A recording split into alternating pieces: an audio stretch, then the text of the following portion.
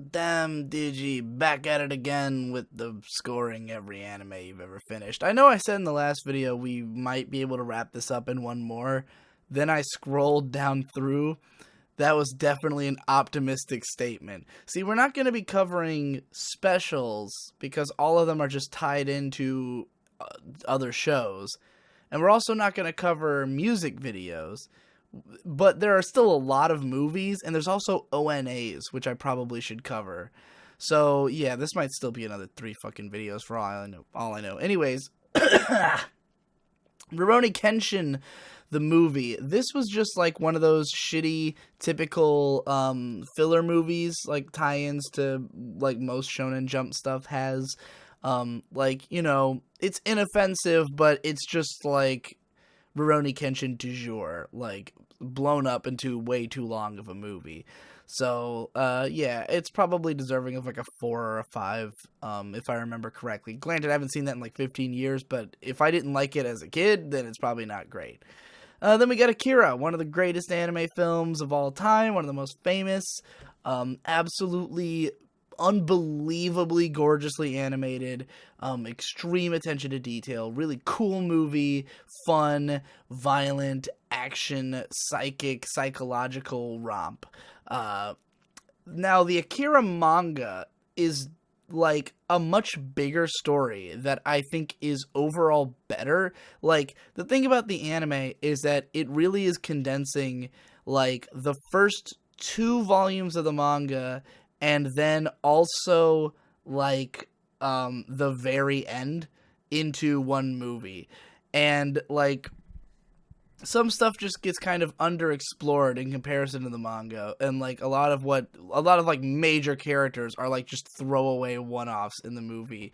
And there are some characters who feel like they don't completely have a place, like for instance Tetsuo's girlfriend, who's basically useless in this movie, but nonetheless, the extent to which it still does a good job is incredible. And I mean, the director is literally the guy who wrote the manga, so like if anybody was going to adapt this story well, it was going to be him. He did a fantastic job and made one of the most famous fucking films in anime history.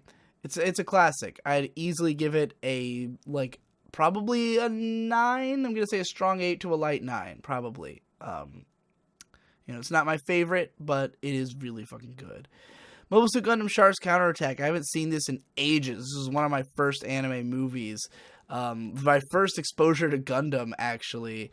Other than, like, seeing bits... Well, I guess I saw, like, some episodes of Gundam Wing and shit on TV. But this is my first exposure to, like, Universal Century Gundam. Because my cousin bought it on DVD, and it's an interesting film if I remember correctly. I'm not even gonna bother trying to score it because it's been so long since I've seen it, but I know it's a pretty contentious piece of the canon. And another one of the first anime films I ever saw, X 1999. This is one that I really loved back in the day because it has all these fucking crazy death scenes in it. This movie is basically, there's like 7 people on each side of this, superpower war, and they all fucking kill each other, and everyone dies. The whole world dies. It's awesome. I always hear, like, I haven't seen this movie since I was a kid, and every time I hear somebody talk about it, they imply that it's basically a giant piece of shit, so I'm really curious to watch it again. I have no idea what I would score it based on that information, because all I remember is that it had cool death scenes. Like, I remember it not making any sense, but I thought it was awesome.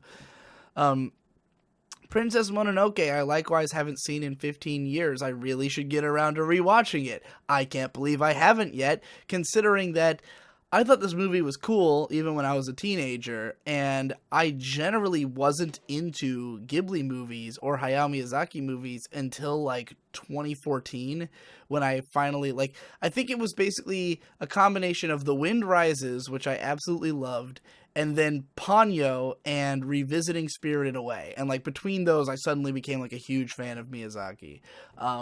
So you would think I'd have revisited his most acclaimed movie by now, but I have not. Project Aiko. This is a really stupid 80s OVA that was known for its incredible animation, and just being sort of like a popcorn pop culture du jour thing of the 80s. It was very fucking popular among otaku in the 80s, but like it's fucking dumb, and it's not, the pacing of it is really bad. Like, it starts off as like a fun, like, there's these schoolgirls fighting kind of thing. Like, it's just known, like, the over the top animation is the main reason to watch it. But like, as it goes and starts developing a plot, it just gets really mired in like how dumb the story is, and how like there just doesn't feel like there's a lot of control over like the script or like directing. It like just kind of goes all over the place. It is much more concerned with the visual aesthetic than it is with actually being a good movie.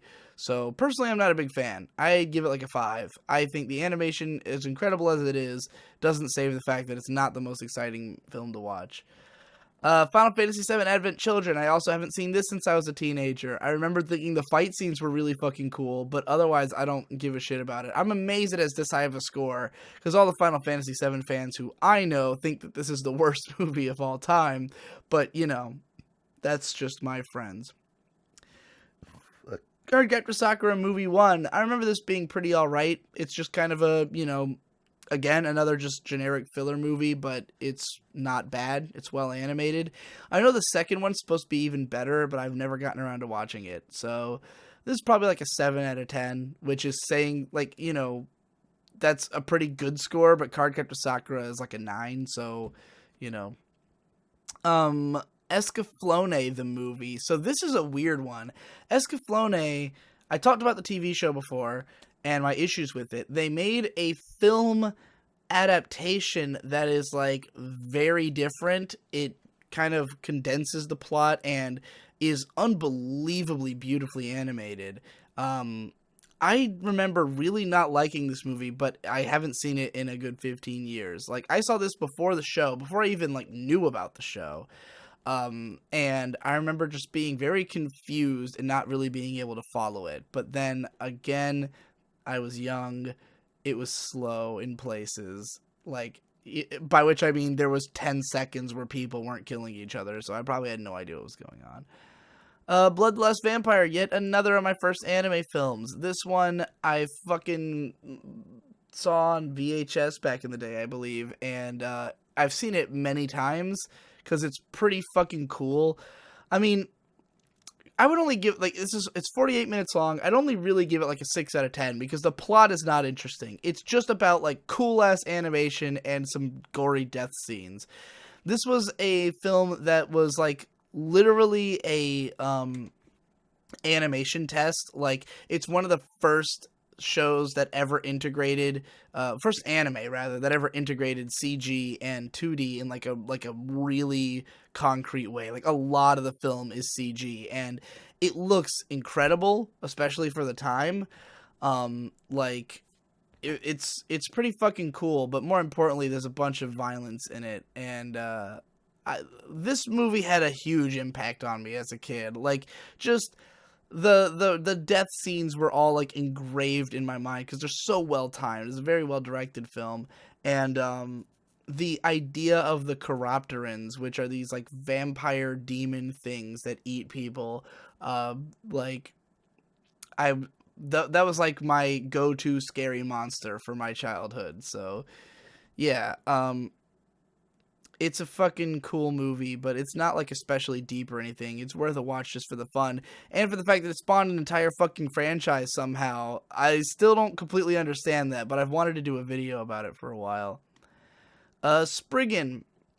Also saw this way back in the day. This is just like a really fucking breakneck action film with some pretty sick animation, and it gets really weird towards the end.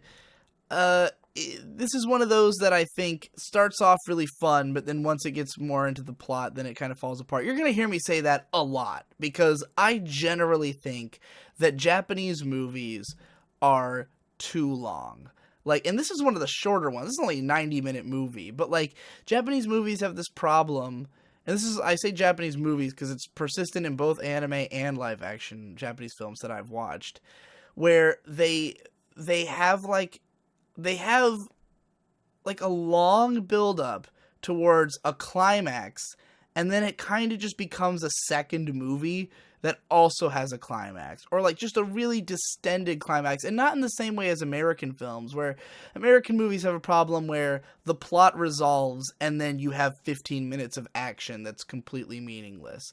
Whereas in Japanese movies, it's like you have a big action scene and the plot resolves, and then it turns out there was a plot twist and now we have to resolve an entire other plot.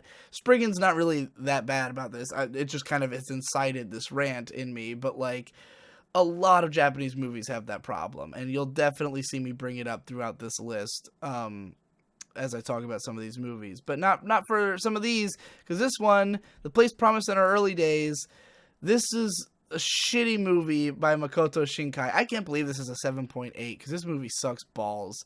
You know, I'm pretty hard on Shinkai compared to most people, I think, but this is his worst movie. I hated the cinematography in this movie. Everything felt very cramped and like awkward. It's slow as fuck and really boring. I didn't care about any of the characters. It plods along for fucking... I can't believe this is only a 90-minute movie, because this movie feels eternally long. I really hated this movie. Now, again, it's been 10 years since I've seen it, but, like, man, that one was the one that, like, kind of made me think maybe this guy's not that great, and then, like, I don't know. Your Name is the first movie he's made that's, like, impressed me, but I still haven't seen Garden of Words. And even when I say impressed me, I mean I gave it, like, a 7 out of 10, but anyway, Perfect Blue, one of the 4 masterpieces of Satoshi Kon, which comprise his entire filmography. I say that, though I still haven't seen Paprika, but this movie's fucking great. It's dark and twisted and fucked, and it makes me paranoid, and it's about how, like, you basically the disconnect between a person and the creation of their fame and the effects that it has on people, both like their consumers and like on their careers and their lives. And oh man, it's a difficult movie to watch, and it's violent and just a head fuck, and it's awesome. I'm currently reading Satoshi Kon's manga Opus, and I'm really excited about it. So like I'm raring to have a con-a-thon, because my girlfriend hasn't seen any of Satoshi Kon's movies, and she's going to love all of them. So I'm raring up for a con-a-thon. So you might see some scores appear for some of these movies soon. Revolutionary Girl Utena, Apocalypse of Adolescence. This is a fucking great movie. Utena is as a show, as I talked about when I covered it in this series, like, there's so much going on in the show that there's a lot of shit that I kind of go, I don't know how I feel about it, like the repetition, some of the just like weird asinine shit that happens in the show. Like, as much as I love some of what it's doing is also not incredible. This movie streamlines the whole thing. It's pretty fucking short. It's 90 minutes to tell the whole plot of the 39 episode show. So obviously a lot of shit's retooled, but it's retooled in really weird and interesting ways. It's beautiful to look at, and it takes the ending a step further than the show did, and like really kind of reinvents it into what resonated with me a lot more. Like, watching this movie had made me understand what the point was. Like, when I finished the show, I kind of didn't get it, and watching the movie, I felt like I got it, although I'm not even sure they're making the same point. But like, I don't know, I really appreciated this film. I'd probably give it like an 8 or a 9. I like it a lot. Yasha the Movie, again, generic filler movie. I didn't actually finish this because the DVD I was watching like fucked up most of the way in, and I was so pissed because I was really into Inuyasha at the time. Not that it was like a great movie or anything. Oh, and now we've got all these fucking One Piece movies. So, okay, the first 4 One Piece movies are nothing to write home about. I think the 4th one might be the first one that's like an actual movie, because like the first few are like just kind of short. Like, I know the first one's only like 50 minutes or something like that. Yeah, it's 50 minutes long. I think the second one's like that too.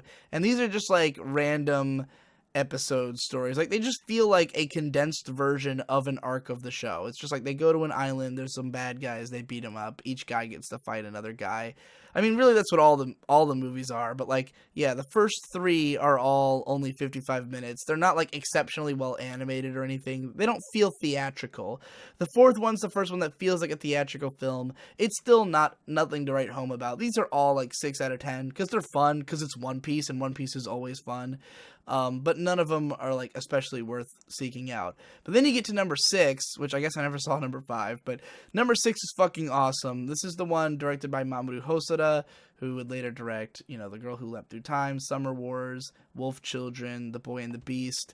And it's really cool. Like, it's also got like all this really crazy out there animation. It's got a bunch of Hiroyuki Imaishi animation, Yo-Yo Shinari, the good old Trigger Boys, for whatever reason were on this movie. It's a really it's got like a really weirdly dark twist in it. And a really emotional ending. But like, it's mostly like the cool ass animation, just being like a really fun time. It's a great One Piece movie. I'd probably give it like a 7 out of 10 if I watched it now. So people have mentioned that sometimes I will talk up one of these shows to high heaven and then be like a 7 out of 10. I think a 7's a good score. It's just that I'm excited about remembering the shows is why I'm giving why I'm going like, oh yeah, this is fucking great. Like, and I probably liked it more back then. Like, that One Piece movie, I know I considered like one of my favorites at the time, but I know it doesn't hold up to like what I thought of it back then. So, you know, but then I don't want to be not hype about it, because what if you watch it and you like it as much as I did when I was 16, you know? Maybe you are 16 and would like it just as much. I don't fucking know. Metropolis. This is a movie I have weird feelings about, because I want to love this movie, and I think I might. I've seen it like 2 or 3 times, and I can never remember what the fuck it's about. Like, I know it's about this robot girl and this boy who's like in love with her, and they're on the run, and like a bunch of crazy shit happens, and there's like a robot uprising, and like it's like a kind of a dark, like, dystopian movie with unbelievably beautiful animation, but I don't remember what the fuck it's like about. Like, I don't remember what the fuck happens in it. And I've seen it like several times, but it's been probably close to 10 years since the last time I watched it. But like, yeah, I remember it being pretty fucking cool, and I'd definitely like to watch it again. If I end up liking it, I would love to be a spokesperson for that movie, because I think I really want to love it for some reason. I love the artwork and the backgrounds and everything, and like the directing style of it. I can definitely remember a lot of images from it very clearly. Pokmon Mewtwo no Gakushu. Is this the first? Yeah, this is the first movie. Pokemon the first movie is pretty solid. I haven't seen it in a fucking eternity, but you know, it's the first like 4 or 5 Pokemon movies are all fucking really fun. And this one, if I watched it today, the nostalgia alone would probably make it a 7 out of 10. Maybe higher if I felt something towards it. Vampire Hunter D Bloodlust. This is a badass movie with insane animation. One of the first anime films I ever saw on DVD back in like 2003, and I haven't seen it since that year, but I've watched AMVs of it many times because it's so fucking gorgeous. I definitely am overdue for a rewatch, and I've read some of the books of Vampire Hunter D too, so it's familiar to me. But Steamboy. This is another film from Katsuhiro Otomo, the director of Akira, that is like unbelievably good animation. I know I've said that a bunch of times, but Steamboy might be like, I mean, it's up there with Akira in terms of like unfathomably detailed fucking animation that makes your mind like explode out of your skull. I saw this in the Philippines at one of Ghost Lightning's friends' houses, and like, what struck me about this movie was that no one talked about this. Like, it was not a very successful movie, and it wasn't even really critically acclaimed, but like, watching it, I was like, what the fuck, this movie's great. Like, it's a really solid, fun, just like adventure movie with insane animation, and I was like, how is this not like beloved? And it's a steampunk movie. It's like one of the most well-realized steampunk movies I've ever seen. I have no idea why it's not more popular. It's definitely like a strong 7, light 8 kind of movie. Like just a really tight, fun adventure movie that is, that I could easily see watching multiple times, but not popular. Nausicaa of the Valley of the Wind. It's actually kind of lying to have this on my completed list because I've only seen half of it. My Japanese teacher once played this for us, and we watched like half, and I thought it was cool. And then later I went on to read the manga, which is one of my favorite manga of all time. I highly recommend the manga. The movie barely covers any of it. It was made early into the manga's run, and like just it kind of covers like the first volume and a half and then just cuts to the end, basically. So, yeah. Even if you like this movie, you really need to read the manga because it's fucking awesome. But I haven't seen the whole movie, so I don't know what I'd score it. And also, it was like over 10 years ago. Ninja Scroll. Ninja Scroll was my first, this was my introduction to anime. It was my older cousin. Two of my older cousins were over, and the eldest one showed us this movie, and it was this beautiful orgy of blood and violence and sex, and we never could go back after that. It was fucking awesome. I've seen it a few times. One time, somewhat more recently, like probably right before I started doing scores, because I definitely remember this being less than 5 years ago that I watched this. But it's pretty fucking cool. Like, it's just a fun time. There's nothing especially deep about it. It's a fucking samurai goes and fights a bunch of weird demon dudes, and it looks really incredible. So, yeah. I mean, this is like the idea of like what anime was in the 90s, like just violent, crazy shit. But this one's just so much better than most. Like most of the shit that came out back then, even from this director, like I don't generally like the films of Yoshiaki Kawajiri. Like his visual style is incredible, but his movies are usually fucking stupid. This is the only one that's like tightly constructed and holds up all the way through, in my opinion. So I'd probably give it like a strong 7 to a light 8. In that case. Mind Game. I did not care for Mind Game. This is the first film by Masaaki Yuasa before he did all his TV shows. It's definitely an acid trip and a clusterfuck and a bunch of weird shit happening, but like I just remember overall feeling like it's very like scatological, and like a lot of it is just like dumb weird stuff happening that I just wasn't that entertained by, but I haven't seen it in 10 years, as is the case for so much of this stuff.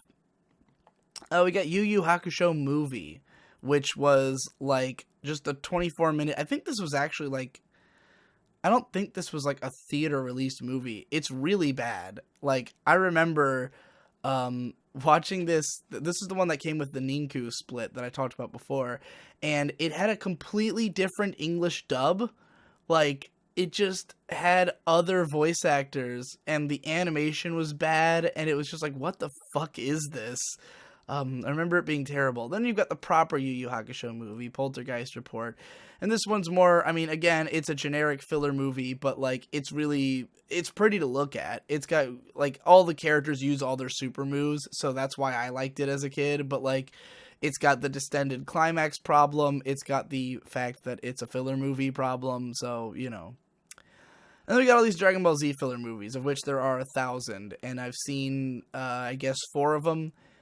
I barely remember the first 2. I know I saw Lord Slug a couple times, and Return of Cooler. The best thing about these movies was that they had nu metal soundtracks in the American releases. Like, it would play like a fucking Disturbed song in the middle of the movie. It was fucking awesome. But they're all probably like 5 out of 10 movies, if that. This one I remember hating. This is Yona and the Solitary Fortress, which is a 33-minute CG animated film that I just remember having no interest in. I don't even think I really paid attention to it, because I remember just getting really bored and kind of zoning out. So I don't even know if I had a score on it in the first place. It's probably like a 2. Like, it's probably one of those that has nothing going for it. Millennium Actress, another fucking Satoshi Kon masterpiece. This was the first one that I saw and thought was absolutely incredible. Just for the directing and visuals of this movie. Like, the way that it's edited and directed is, like, it's on another level, you know? Like, nobody else could have made this movie except for Satoshi Kon, because the man, like, it plays to his strengths more so than any of his other films. Like, this is a movie that, like, just the way, well, I don't know, Paprika probably falls into the same category, but, like, his way of weaving reality and fantasy together through visuals is just, like, unheard of from anyone else. There's a great video by Every Frame a Painting about it, which uses a lot of scenes from this film.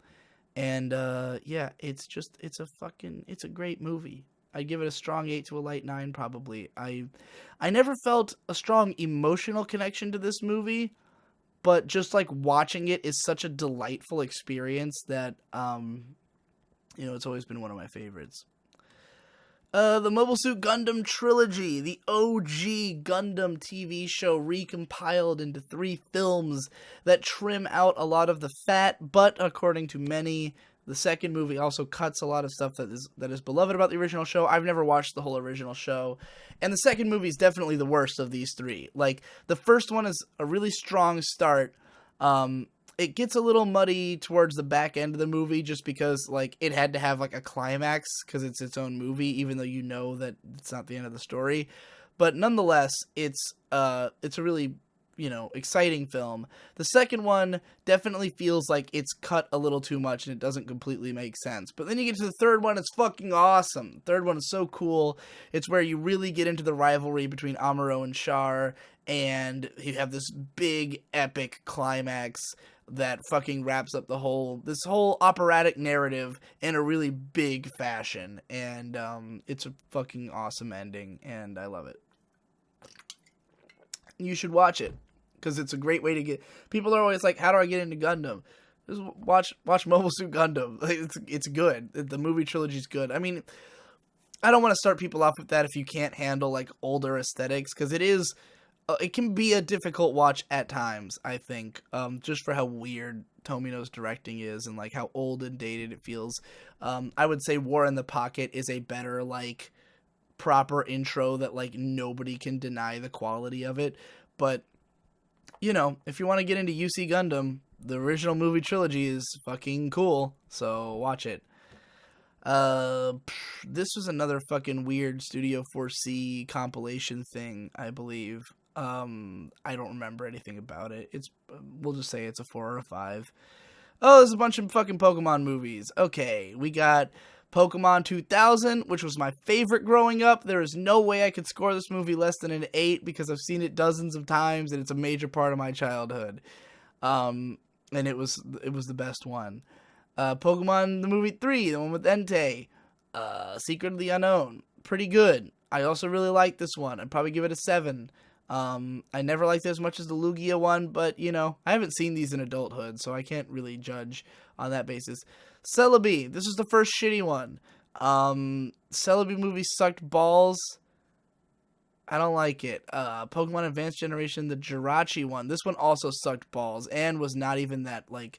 This is the first one that didn't even feel like a movie.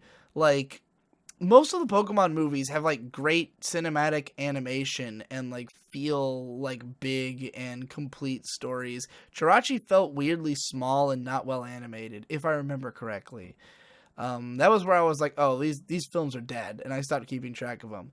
But then there was fucking Destiny Deoxys, which is a great movie because it has Munchlax, and it's pretty much everything I know of Munchlax is from this movie.